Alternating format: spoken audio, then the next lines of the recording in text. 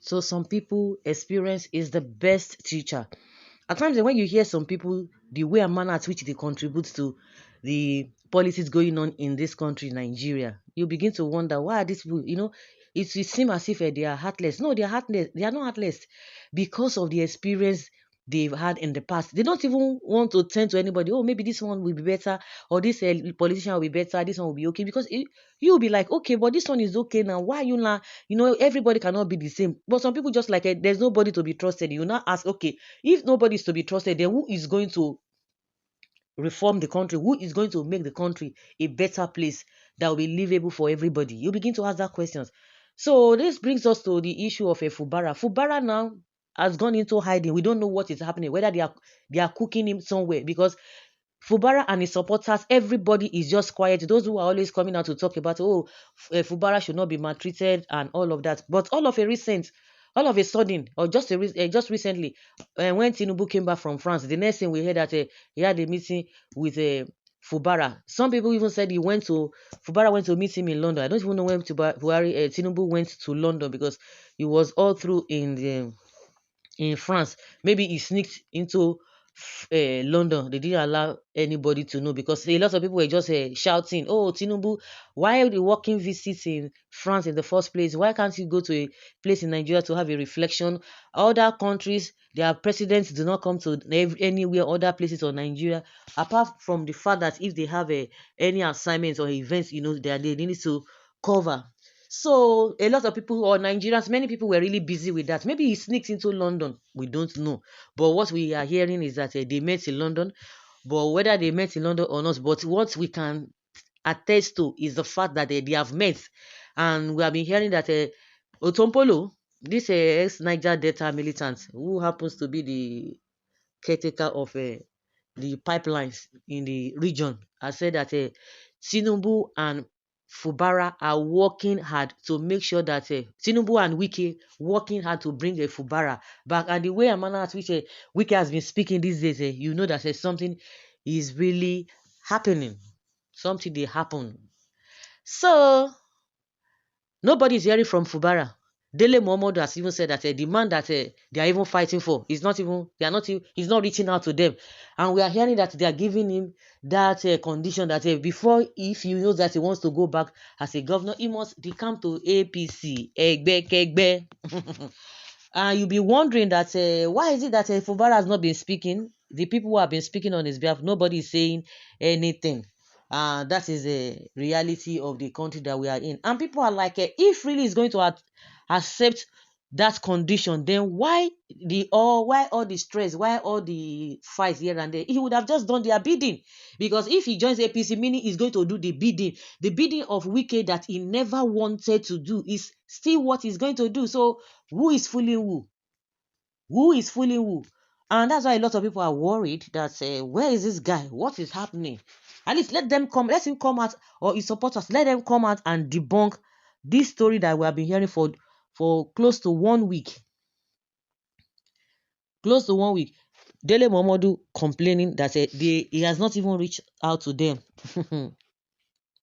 Well, what do they want him to do?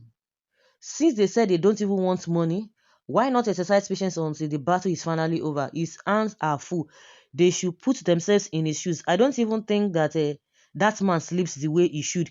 So if you feel you have risked it all for him, the question is that, according to what he said, because now these politicians, or some people, once they tell you good morning, don't take it for that.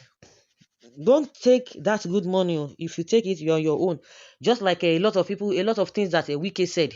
See now, he's even coming out without shame. He's not even bothered all the nonsense he said, meaning he was deceiving the people. Because Fubara said to become governor is not the end of his life. If they are not, if they are going to remove him, so be it.